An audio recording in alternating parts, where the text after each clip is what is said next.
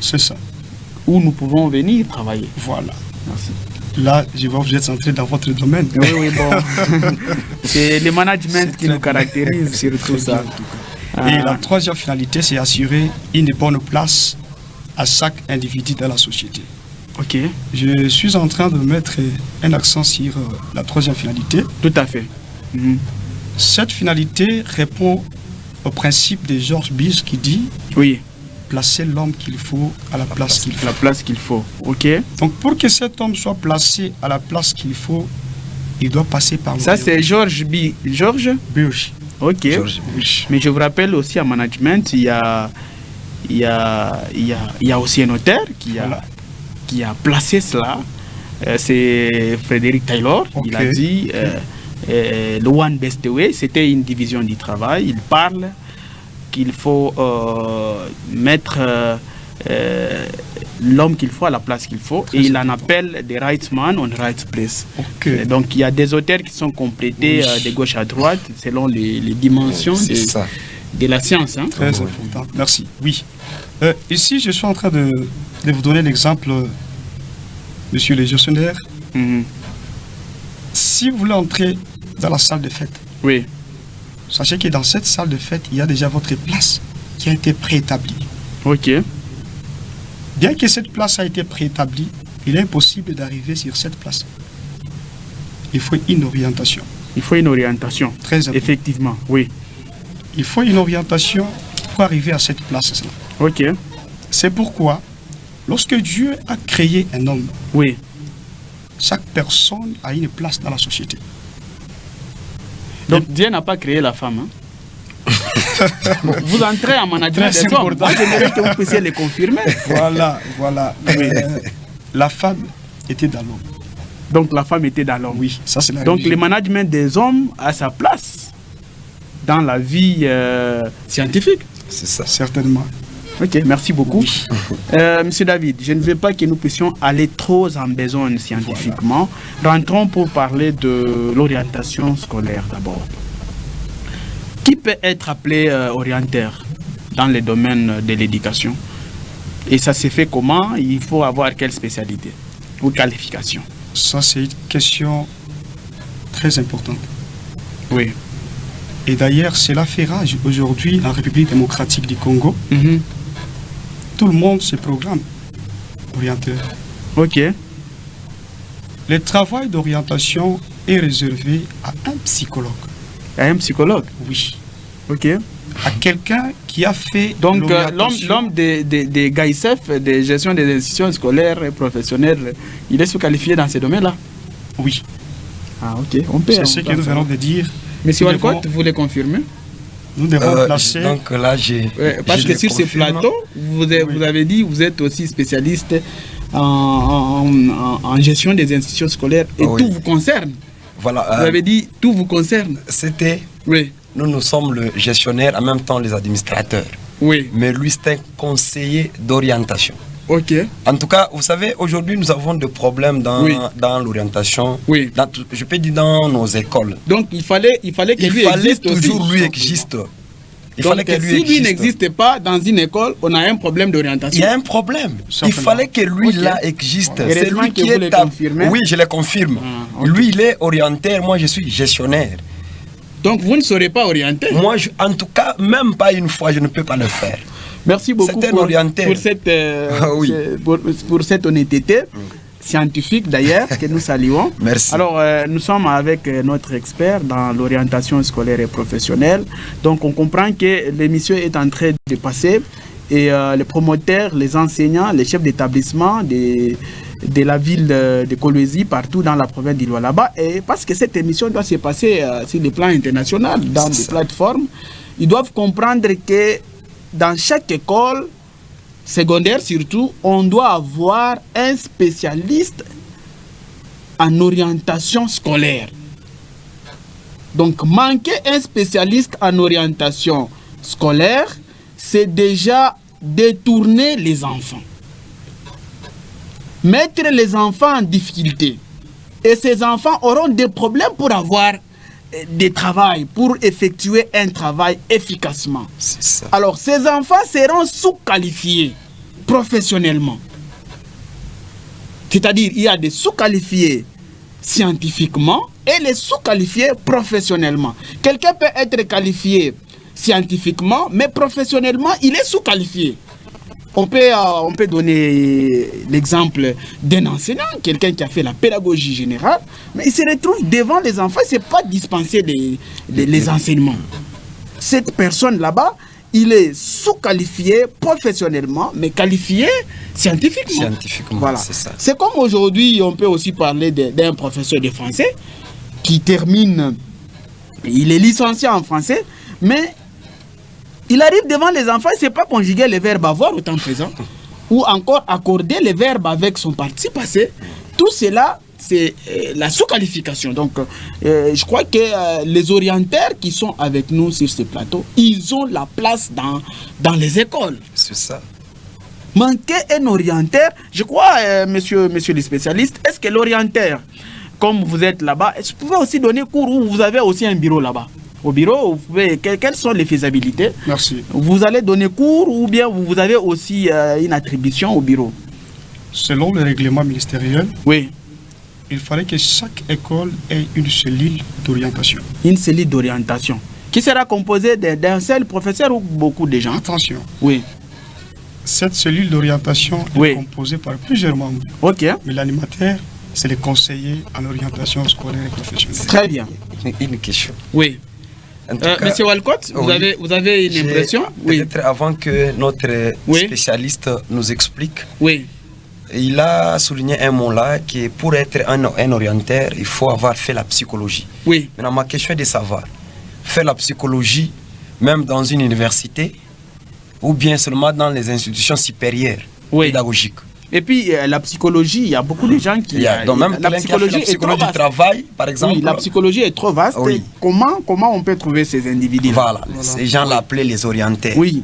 En tout cas, il y a plusieurs sortes de psychologie. Oui.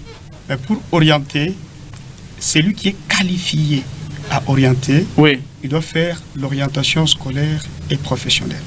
Où est-ce qu'on peut... Cette orientation scolaire et professionnelle se trouve dans une institution supérieure pédagogique. Donc dans les ISP? Dans les ISP, oui. Et les ISPT, on peut aussi trouver quelqu'un là? Les ISPT, oui. Oui, on peut trouver quelqu'un. Et celui-là, c'est très bien parce qu'il va aider aussi les techniciens. Ah, ok. Oui. Et on termine, on se retrouve à l'école primaire ou à l'école secondaire? Un orienteur a sa place type l'école maternelle. C'est notre pays qui n'est pas totalement développé sur le plan éducatif. Ok. Dans des différents pays, l'orientation commence dès l'école maternelle. Et c'est par là, vous entendez dire que non, chez les Blancs, il est encore petit, il fait ça. Oui. Parce que cette personne-là a été orientée dès le bas âge. Tout à fait. Et comme il a grandi avec cette portion dans une même filière, la personne s'adapte à faire ce qui est devant lui facilement. Ok. Mais les enfants aujourd'hui sont tellement embrouillés, ici en République démocratique du Congo. Oui. Nous les apprenons beaucoup de choses, même jour. Effectivement. Et les enfants sont bourrés maintenant des matières. Oui. Comme ils sont bourrés des matières, ils ne savent pas comment se stabiliser sur le plan scolaire. Normalement, l'orientation scolaire doit commencer dès l'école maternelle. Donc l'orientation scolaire doit commencer dès l'école maternelle. Oui. Et là, nous saluons les inspecteurs qui sont chargés des enseignements maternels. Oh oui. Et nous les encourageons aussi de pouvoir recruter les enseignants spécialistes en école maternelle. Parce qu'ici chez nous, d'abord dans notre ville, je voudrais dire la ville, parce que nous voyons, il y a des écoles maternelles qui sont là, mais avec des enseignants sous-qualifiés dans ces domaines. Est-ce que c'était... en tout cas, c'est une bonne thématique. Oui. De l'orientation s'il y a un problème. Okay. Est-ce qu'aujourd'hui, notre invité vient de nous parler de pays, par exemple, développés, où l'orientation commence dès l'école primaire, donc dès l'école maternelle. Oui. Mais pourquoi ici au Congo, dans notre pays, l'orientation vient de sauter presque des écoles, cycles. Donc des cycles plutôt, oui. Des cycles. Les cycles maternels, les cycles primaires, pour directement aller aller au cycle secondaire. C'est-à-dire là aussi il y a un problème.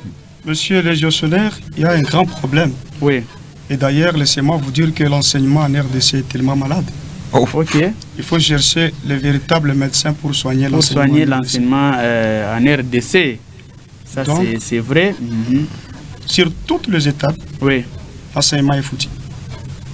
Même ce que nous sommes en train de parler du ténasospé, ce qui se passe en RDC, c'est tellement étrange. Oui. C'est juste parce que le ministère de l'enseignement a déjà prévu qu'il y ait ténasospé, mais laissez-moi vous dire que ça n'aide à rien aujourd'hui. Ça n'aide à rien. Rien. Oui. Si les ténasospé, Donc, vous confirmez que les ténasospé n'aident à rien? moi je suis enseignant, je suis orienteur, Oui. je suis professeur à l'école secondaire. Ok. Donc ce que je suis en train de dire, j'ai les preuves tangibles. Oui. Et je peux les étaler ici si vous m'accordez ce temps. Non, non, on ne cite pas les preuves. Voyez, nous sommes dans une Merci. émission. Oui. Et scientifiquement, on doit cacher les zones d'ombre. Certainement. Mais pour donner un peu, c'est parce que nous sommes dans la science. Hein. La Oui, science c'est n'a la pas science. besoin de créer des conflits. Oh, oui. Alors, c'est comme aujourd'hui, là, quand nous parlons, tout le monde est en train de nous suivre. Et ils disent, bon, est-ce que c'est à moi qu'ils sont en train de s'adresser ou comment? Oh, oui. Alors, mais si la science vous touche, mais vous devez changer. C'est ça, c'est dans le monde scientifique. Oui. Certainement. Alors, nous parlons de l'importance maintenant de l'orientation scolaire. Yana, vous pouvez nous Oui. donner c'est pourquoi orienter les enfants réellement? N'est-ce pas, monsieur Walcott? Oh oui. L'orientation scolaire et professionnelle est très importante. Ok. Grâce à elle, nous pouvons éviter tous les mauvais choix de filière. Ok. Donc, si l'orientation est tellement maintenue en République démocratique du Congo, on ne sortira jamais un inutile à l'école secondaire. Ok. Donc, tout celui qui quittera l'école secondaire deviendra un fruit à consommer par la société. Donc, il sera capable de se créer un travail ou de se produire, de se trouver un travail. Très important. Mhm. L'orientation scolaire réduit aussi les abandons scolaires. Ok. Si un enfant a été mal orienté, il a 1000 chances d'abandonner. Tout à fait. Voilà. Ça, Oh c'est oui. très profond. En tout cas, très important. Mhm. En dehors de cela, elle améliore aussi les résultats des élèves. Ok. C'est par là que nous avions parlé des intérêts. Des intérêts, effectivement, oui. Si l'enfant fait que ce qu'il aime, il va le faire avec tout son cœur, Mhm. parce que c'est ce qu'il aime. Ok. Et en dehors de cela, l'orientation scolaire aide aussi à construire les projets de l'élève. Mhm. Qu'est-ce qu'il deviendra après les études? Non, moi, après les études, je serai enseignant. Oui. Comme il est orienté, il a choisi la pédagogie avec ses aspirations, vous verrez que cet enfant va commencer à se développer pour être réellement enseignant. Même s'il s'agit d'écrire au tableau dans la classe, il n'y a que lui qui voudra écrire au tableau. Effectivement. Et en dehors de cela, elle favorise aussi l'employabilité et l'autonomie. Oui. Vous voyez, si l'enfant est sorti de l'école secondaire, là on n'allait pas encore l'appeler l'enfant, Oui. il devient adulte. Il devient adulte, effectivement. Lorsqu'il sort de l'école secondaire, il a été bien orienté. Sachez qu'il sera utile dans la société. Et il a 1000 chances d'avoir un emploi. Voilà. Il a 1000 chances d'avoir un emploi, c'est-à-dire l'orientation scolaire et professionnelle reste vraiment un fil conducteur C'est ça. pour les écoles, c'est-à-dire l'école primaire, l'école maternelle, l'école secondaire, pour permettre à l'enfant de pouvoir chercher son autonomie sur les plans professionnels, c'est-à-dire l'enfant doit être capable d'expliquer avec fluidité ce qu'il est en train de faire, ce qu'il est en train d'apprendre, et aussi, comme vous venez de le dire, être capable de ne pas rester demandeur de travail, mais de se créer un travail. C'est ça. Se créer un travail et d'être utile aussi à la société. Ça veut dire donner le travail aussi, donner la matière ou aider les autres à devenir aussi responsables de demain. C'est ça. Merci pour toutes ces orientations. Monsieur Walcott, vous avez une observation? Oui, peut-être c'est une observation Oui, par ou rapport quelque chose à ajouter? Non, non, je n'ajoute pas, comme celui qui est spécialiste. Oui. Parce que Un orienteur est géré par l'administrateur. Ok. Oui. Voilà, donc c'est lui qui est spécialiste en matière. Mais ma question est de savoir quels sont les agents de l'orientation scolaire et Oui, professionnelle. très important. Voilà. Quels Oui. sont les agents? Les agents. Parce que là aussi, il y a un problème. Le parent Oui. se retrouve dans des difficultés. Comment faire les choix, par exemple? Donc là, quels sont ces agents-là? Merci beaucoup. Merci. Le service d'orientation scolaire et professionnelle n'est pas un travail d'une seule personne. Ok. Ce service est constitué premièrement par les chefs d'établissement. Oui. Et ce chef d'établissement peut être les préfets, soit les directeurs. Ok. Et en deuxième position, nous avons lui-même les conseillers en orientation. Oui. Et après les conseillers en orientation, nous avons le directeur des études qui doit participer aussi dans ce service d'orientation scolaire et professionnelle. Oui. Et nous avons aussi les directeurs des disciplines, qu'on appelle DD. Oui. Nous avons les professeurs qui dispensent les cours ou les branches principales. Les branches principales. Oui. Et nous avons le parent. Chers parents, de partout où vous êtes, sachez que vous êtes aussi acteurs. Vous avez un rôle à jouer dans les services d'orientation scolaire et professionnelle. Mhm. Et après les parents, nous avons aussi les personnes médicales. Oui. Donc, pour qu'un enfant soit orienté, on doit d'abord savoir, est-ce que cet enfant, lorsqu'il était au bas âge, il souffrait de quelle maladie? Effectivement. On peut orienter quelqu'un, il souffrait de la malaria cérébrale, Oui. mais vous l'orientez en mathématiques physiques, en mathématiques ou en physique.